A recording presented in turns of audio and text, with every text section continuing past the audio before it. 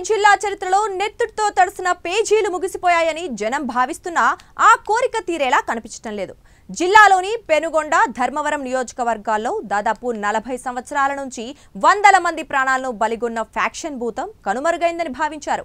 ఈ తరుణంలో బీజేపీ నేత అరవింద్ రెడ్డిపై హత్యాయత్నం ఆందోళన కలిగిస్తోంది. ధర్మవరంలో మళ్లీ ఫ్యాక్షన్ పడగ విప్పుతుందా?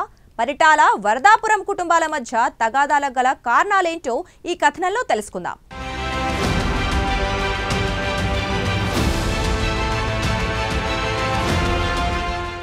ధర్మవరం కూటమిలో కలకలం రేగుతోంది. ధర్మవరం మండలం చిగిచెర్లకు చెందిన అరవింద్ రెడ్డిని పరిటాల శ్రీరామ్ ప్రధాన అనుచరుడు వెంకటేష్ యాదవ్ నమ్మించి వెంట తీసుకెళ్లారు.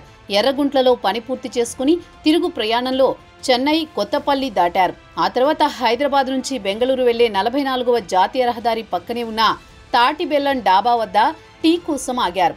అప్పటికే ఓ పథకం ప్రకారం అక్కడ గుమిగూడిన ఎన్ఎస్ గేట్ దామాజీపల్లికి చెందిన పరిటాల శ్రీరామ్ అనుచరులు కాశీం, దుబ్బ నాగరాజు, పులి మరికొంతమంది అరవింద్ రెడ్డిపై రాళ్లు, కట్టెలతో విచక్షణారహితంగా దాడి చేశారు.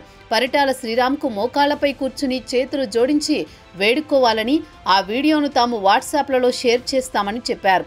తానేమీ తప్పు చేయలేదని, రాజకీయ విమర్శలు చేశానని తెలిపారు. క్షమాపణ చెప్పడానికి అంగీకరించకపోవడంతో ఆయన 2 కాళ్లు, 1 చెయ్యి పనిచేయని విధంగా చితక్కొట్టారు.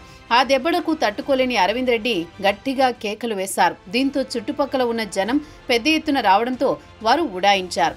ఆ తర్వాత విషయం తెలుసుకున్న అక్కడి వారు విస్తుపోయారు. కూటమిలో కుంపట్ల గోల ప్రారంభమైందేమోనని ఆశ్చర్యానికి గురయ్యారు.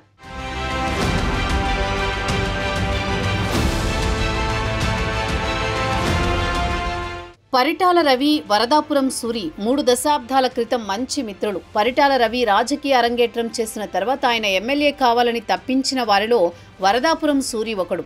1994 నుంచి 2004 వరకు ఉమ్మడి అనంతపురం జిల్లాలో పరిటాల రవి హవా కొనసాగింది. ఆ తరుణంలో వరదాపురం సూరి ఇమేజ్ సైతం ధర్మవరంలో పెరిగింది. దాంతో ఇద్దరి మధ్య రాజకీయ శత్రుత్వం ఏర్పడింది. పరిటాల రవితో వరదాపురం సూరికి రాజకీయ వైరం పెరగడంతో వరదాపురం సూరి చూపు కాంగ్రెస్ పార్టీ వైపు మళ్లింది. దాంతో 2004లో కాంగ్రెస్ పార్టీ తరపున ధర్మవరం టికెట్ను సూరి ఆశించారు. అప్పట్లో పొత్తులో ధర్మవరం సీటు సిపిఐ చేజిక్కించుకుంది. అప్పట్లో తనకు కాంగ్రెస్ టికెట్ రాకుండా ఓ కమ్యూనిస్టు నేతతో కావాలని, ఆ ధర్మవరం సీటు సిపిఐకి వచ్చేలా పరిటాల రవి అడ్డుపడ్డారనే అపవాదును పరిటాల కుటుంబం మూటగట్టుకుంది.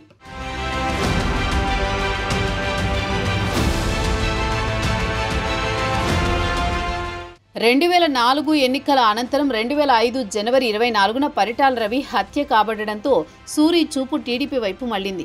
అప్పటికే ఉప్పు నిప్పులా పరిటాల, వరదాపురం కుటుంబాలున్నాయి. 2009లో ధర్మవరం సీటు టీడీపీకి రాకుండా పొత్తులో భాగంగా సిపిఐకి కేటాయించారు. 2004లో పొత్తులో భాగంగా కాంగ్రెస్ పార్టీ సిపిఐ అభ్యర్థిగా మాజీ మంత్రి నాగిరెడ్డికి కేటాయిస్తే 2009లో టీడీపీ పొత్తులో భాగంగా సిపిఐ అభ్యర్థిగా జగదీష్ పోటీ చేశారు.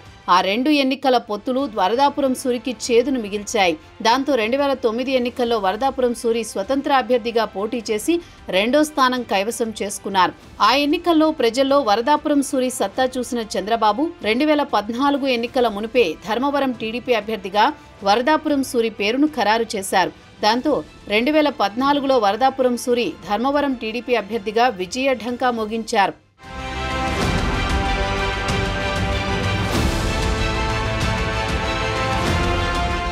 ఇదిలా ఉంటే ధర్మవరం ఎమ్మెల్యేగా వరదాపురం సూరి ఎన్నికైన తర్వాత పరిటాల, వరదాపురం కుటుంబాల మధ్య అగాధం మరింత పెరిగింది. 2014 నుంచి 2019 వరకు మంత్రిగా ఉన్న పరిటాల సునీత అంతర్గతంగా వరదాపురం సూరిపై నిప్పులు చెరిగేది. 2019 ఎన్నికల్లో ధర్మవరం టీడీపీ అభ్యర్థిగా పోటీ చేసి ఓడిపోయిన వరదాపురం సూరి ఎన్నికల అనంతరం కాషాయ కండువా కప్పుకున్నారు. దాంతో ధర్మవరం టీడీపీ ఇన్ఛార్జి సీటు సునాయాసంగా పరిటాల కుటుంబానికే దక్కింది. 2024 ఎన్నికల మునుపు వరదాపురం సూరి టీడీపీలోకి వస్తారనే ఊహాగానాలు వినిపించాయి. అప్పటికే ఢీ అంటే ఢీ అనే విధంగా ఉన్న పరిటాల, వరదాపురం కుటుంబాలు మరోమారు తలపడే పరిస్థితి వచ్చింది. వరదాపురం టీడీపీలోకి రావడాన్ని పరిటాల కుటుంబం వ్యతిరేకించింది. విషయం తెలుసుకున్న వరదాపురం వర్గం కూటమిలో భాగంగా ధర్మవరం సీటు బీజేపీకి దక్కేలా విశ్వ ప్రయత్నం చేసి సక్సెస్ అయ్యింది. ఈ విషయం తెలిసి పరిటాల కుటుంబం అధిష్టానంపై ఒత్తిడి తెచ్చి ధర్మవరం సీటు బీజేపీకి ఇచ్చినప్పటికీ వరదాపురం సూరికి కాకుండా మరో వ్యక్తికి వారని పట్టుబట్టింది. దాంతో ధర్మవరం ఎమ్మెల్యే మంత్రి పదవి అందుకున్న సత్యకుమార్ యాదవ్ను వరించింది.